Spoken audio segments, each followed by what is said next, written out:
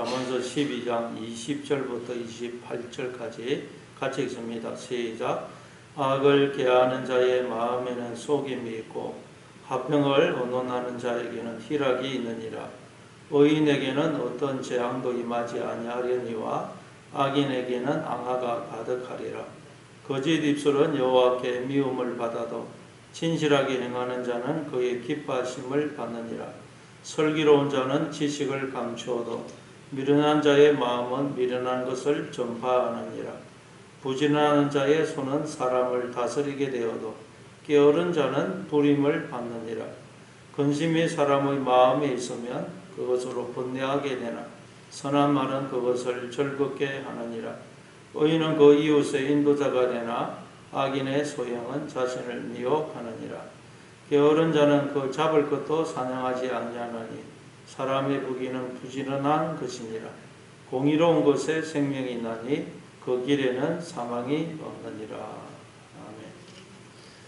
네, 계속해서 의인과 악인에 대해서 살펴보도록 하겠습니다. 어떤 자가 의인이고 어떤 자가 악인인지 살펴보겠습니다. 20절에 보니까 악을 꾀하는 자의 마음에는 속임이 있고 화평을 언론하는 자에게는 희락이 있느니라. 마음속에 악을 꾀하는 자가 악인입니다. 그러면 악을 꾀한다는 말은 무슨 뜻이겠어요?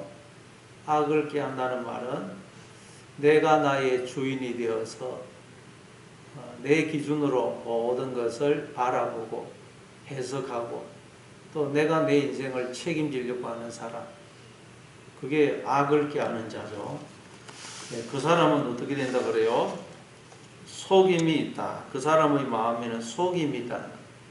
그 사람은 자기도 속이고 남도 속이고 하나님도 속이려고 하게 됩니다. 왜 그럴까요? 하나님은 보지 못하고 눈에 보이는 현실만 그게 전부라고 보기 때문에 속는 것입니다. 그래서 그게 사망의 길인데도 그게 생명의 길이요, 저주의 길인데도 그게 복의 길인 줄 알고 그 길을 갑니다.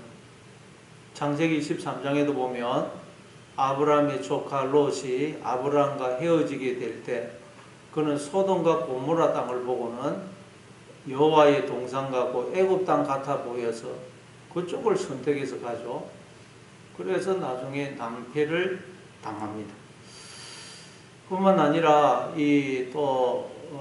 악을 꾀하는 자는 악을 꾀하게 되면 그게 은혜고 하나님의 은혜고 하나님의 손길이고 복인데도 그걸 저주요, 그를 재앙으로 생각합니다. 속기 때문입니다.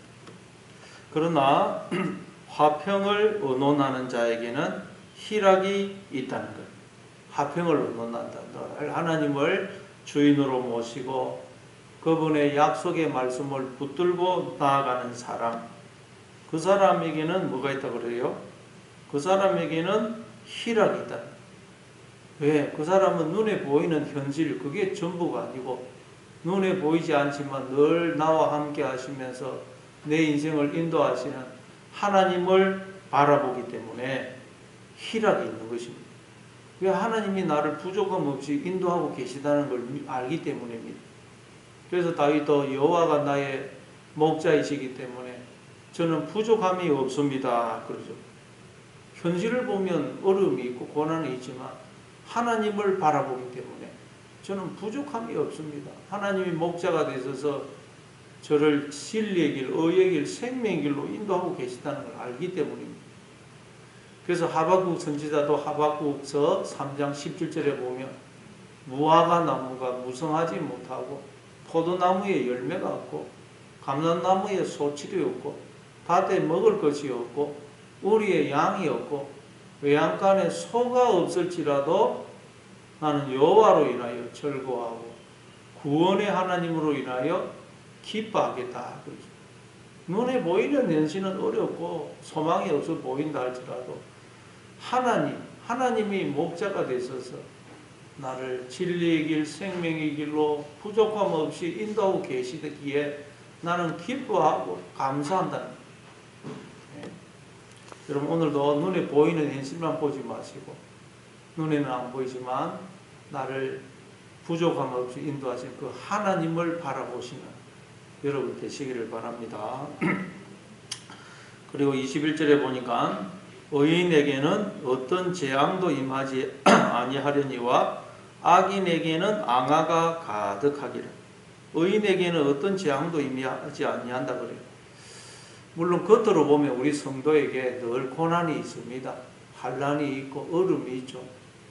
그러나 그것은 그 모든 성도에게 주어지는 그 고난은 우리를 하나님께로 나아가게 하는 것입니다.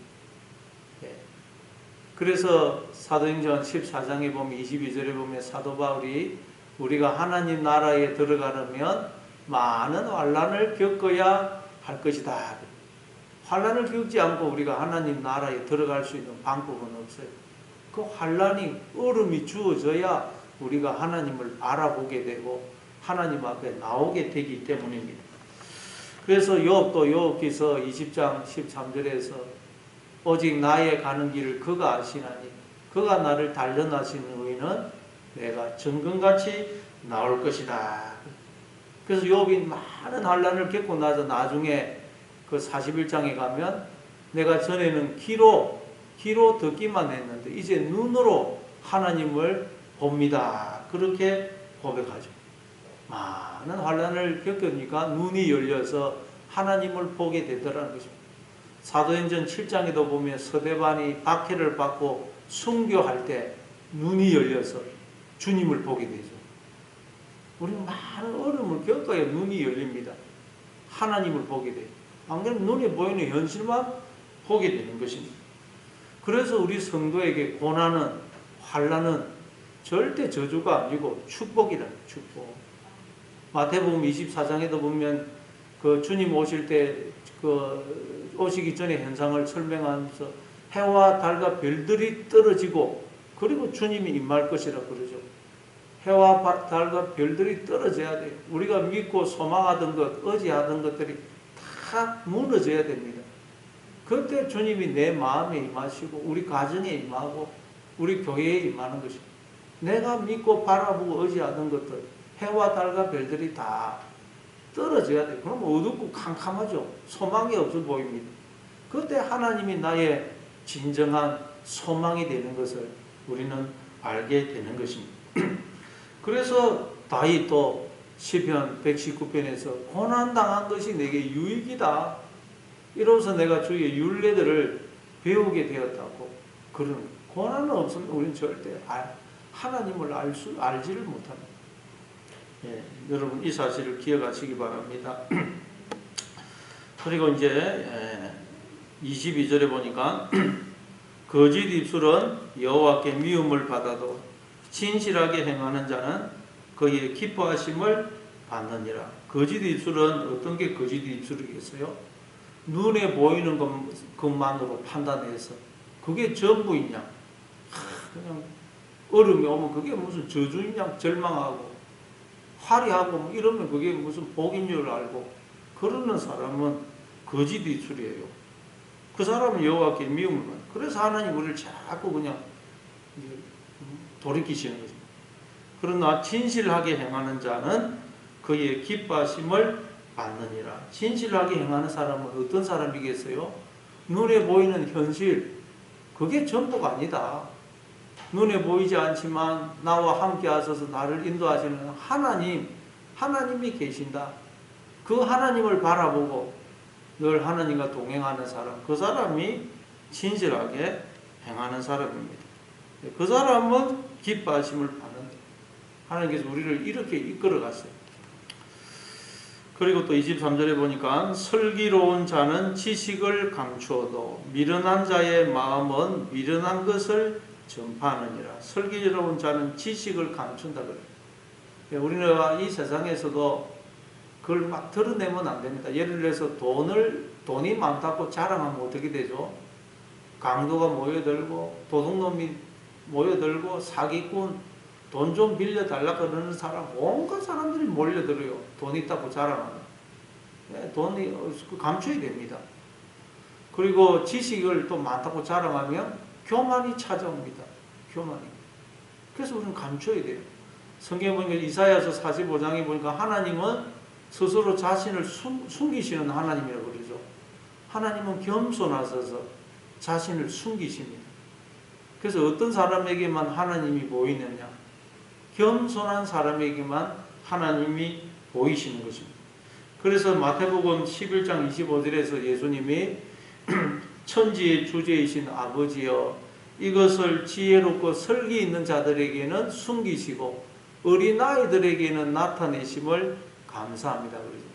내가 똑똑하다. 나도 다 잘 알고 있다. 그러는 사람에게는 하나님이 안 보인다는 거예요. 나는 아무것도 모릅니다.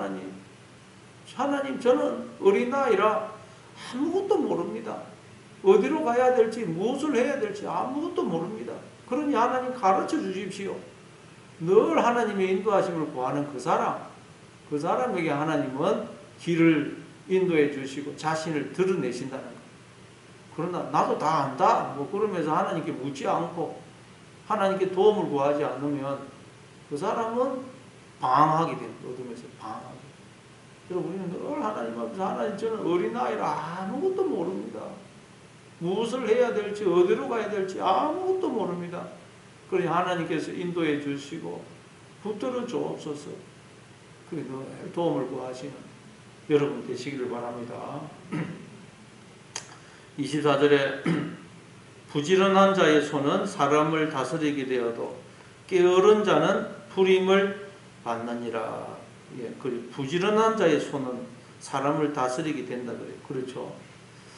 이 세상에서도 부지런해야 됩니다. 부지런해야 성공합니다. 세상적으로도. 부지런해야 돈도 벌고 부지런해야 공부도 잘합니다. 게을러서 뭘 잘할 수 있는 것은 아무것도 없어요. 어떤 분야에서도 탁월함에 이르기 위해서는 다 부지런해. 잠을 몇 시간 안 자야 됩니다. 우리나라 사람들은 대체로 다 부지런합니다. 그래서 뭐 외국 사람들이 제일 빨리 배우는 말이 빨리빨리라는 말이라고 그러지 않습니까? 그래서 6.25 끝나고 세계에서 두 번째로 가난했던 우리나라가 이제 세계 10위권의 경제 대국이 되었습니다. 영적으로도 마찬가지입니다. 부지런해야 된다. 부지런. 영적으로도. 그래서 부지런한 자는 사람을 다스리게 된다. 뭘로 다스리죠? 돈이 많은 사람은 돈으로 다스리고 지식이 많은 사람은 지식으로 다스리고 권력이 있는 사람은 권력으로 사람을 다스리게 됩니다. 그러면 우리는 영적으로 무엇으로 사람을 다스려야 되겠습니까? 우리가 사람을 이렇게 영향을 미쳐야 되는데 뭘로 다스려야 될까요? 바로 하나님을 닮은 모습. 하나님을 닮은 모습으로 우리 성도는 다른 사람을 다스리고 영향을 미치게 되는 것입니다. 그래서 우리는 계속 부지런히 하나님을 닮아가야 됩니다. 하나님이 어떤 분이신지를 알고 하나님을 닮아가야 됩니다. 어떤 상황 속에서. 요셉은 노예로 보디발의 집에 노예로 팔려갔지만 거기서도 부지런했다 그래요. 감옥 안에 들어가서도 부지런했습니다. 어떤 상황에서도 우리는 여러분 부지런해야 돼요. 하나님을 닮아가야 됩니다. 하나님을 바라보고 소망을 가지고 살아가야 됩니다. 그때 우리는 다스리게 된다는. 그랬더니 요셉이 애굽의 총리가 되지 않습니까? 그리고 25절에 보니까 근심이 사람의 마음에 있으면 그것으로 번뇌하게 되나 선한 말은 그것을 즐겁게 하느니라. 근심이 사람의 마음에 있으면 번뇌하게 된다. 그렇죠? 그럼 왜 우리가 근심을 하게 될까요? 우리가 인생을 살아가다 보면 늘 근심이 생깁니다. 근데 요한복음 14장 1절에서 예수님이 제자들에게 너희는 마음에 근심하지 말아라. 하나님을 믿으니 또 나를 믿어라. 내 아버지 집에 거할 곳이 많도다. 그렇지 않으면 내가 너희에게 일러서리라. 내가 너희를 위하여 거처를 예배하러 가노니 가서 너희를 위하여 거처를 예배하면 내가 다시 너희에게로 와서 너희를 내게로 영접하여 나 있는 곳에 너희도 있게 하리라. 그러죠. 우리가 왜 근심한다고요? 하나님을 믿으니 또 나를 믿어라. 하나님을 믿지 않기 때문에 우리가 늘 근심한다는 거예요. 근데 예수님은 내가 너희를 위하여 거처를 예비하러 간다 그러죠. 거처. 이 말이 뭐예요? 우리가 하나님 나라 안에 들어와 있다는 것입니다. 지금은 부분적이지만 하나님 나라 안에 들어와 있고 하나님 품속에 있습니다. 근데 그걸 못 깨닫으니까 예수님이 계속 하나님이 우리의 눈을 여시고 깨닫히시고 우리의 마음의 문을 두드려서서 우리의 마음 속에 들어오시면 비로소 우리가 눈이 열려서 내가 하나님 품속에 있고 하나님 나라 안에 들어와 있고 하나님이 내 마음속에 계시구나 알게 됩니다. 그러면 우리는 근심이 사라지는 거예요. 하나님 나라 안에 아버지 집에 우리가 지금은 물론 부분적이지요. 그러나 들어와 있어요. 아버지 집에 하나님 나라 안에 들어와 있어요. 하나님이 늘 나와 함께 하시면서 눈동자처럼 지키시고 부족함 없이 나를 인도하고 계세요. 그걸 우리를 깨닫게 해주시겠다는 거예요. 예수님이. 그러면 우리는 근심이 사라지는 거예요. 그런데 우리는 이걸 모르고 자꾸 눈에 보이는 현실 그것으로 그냥 막 모든 걸 판단하기 때문에 근심이 떠나지를 않는 거죠. 근데 우리가 근심이 떠나기 위해서는 자꾸 눈에 보이는 현실만 보면 안 되고 하나님이 나와 함께 하신다. 내가 아버지 품속에 있고 내가 이미 하나님 나라 안에 들어와 있다. 하나님이 내 마음속에 계신다. 이 사실을 여러분들 기억하심으로 근심이 떠나시는 여러분 되시기를 바랍니다. 그래서 선한 말은 그것을 즐겁게 하느니라. 선한 말, 하나님의 약속의 말씀. 그 약속의 말씀이 마음속에 있는 사람. 늘 우리는 약속의 말씀을 붙들어야 됩니다. 왜? 우리 자꾸 눈에 보이는 현실만 자꾸 보거든요. 그래서 말씀을 붙들어서 하나님이 나와 함께 하신다. 내가 지금 하나님 품속에 있다. 하나님이 내 안에 계시고 나를 가장 복된 길로 인도하고 계신다. 자꾸 이 말씀을 붙들으심으로 여러분 모든 근심을 떨쳐버리시는 여러분 되시기를 바랍니다. 또 26절에 의인은 그 이웃의 인도자가 되나 악인의 소행은 자신을 미혹하느니라. 의인은 이웃의 인도자가 된다 그래요. 그러나 이 세상에 의인은 아무도 없다 그랬죠. 왜냐하면 이웃의 인도자가 되기 위해서는 인도자라는 것은 뭡니까? 길을 안내하는 사람 아닙니까? 길을 안내하기 위해서는 그 길을 알아야 됩니다. 근데 우리 인간 중에는 아무도 인생의 길을 아는 사람이 없어요. 내가 누군지 도대체 어떻게 살아야 되는지 어디서 와서 어디로 가는지 인생 중에는 아는 사람이 아무도 없습니다. 그렇지 않습니까? 그래서 우리는 길이요 진리요 생명이신 즉 우리의 인도자 되시는 예수님을 따라가야 됩니다. 예수님의 뒤를 따라가고 예수님이 행하신 것 그대로 따라야 됩니다. 그래서 우리가 예수님의 뒤를 따라가면 다른 사람도 우리 뒤를 따라오게 되는 거예요. 그러면 우리가 다른 사람의 인도자가 됩니다. 인도자. 우리가 인도자 스스로는 절대 못 됩니다. 예수님의 뒤를 따라갈 때 우리는 다른 사람의 인도자가 될 수 있어요. 그럼 예수님이 가신 길은 어떤 길입니까? 예수님이 아무든지 나를 따라오려거든 자기를 부인하고 자기 십자가를 지고 나를 쫓을 것이라고 그러죠. 늘 우리는 나를 부인해야 됩니다. 나는 나의 주인이 아니다. 그렇기 때문에 내 시각으로 모든 걸 보고 판단해서도 안 되고 또 내가 내 인생을 책임지려고 해서도 안 된다. 하나님의 시각으로 모든 걸 봐야 됩니다. 하나님의 시각으로. 하나님께 내 인생을 맡겨야 됩니다.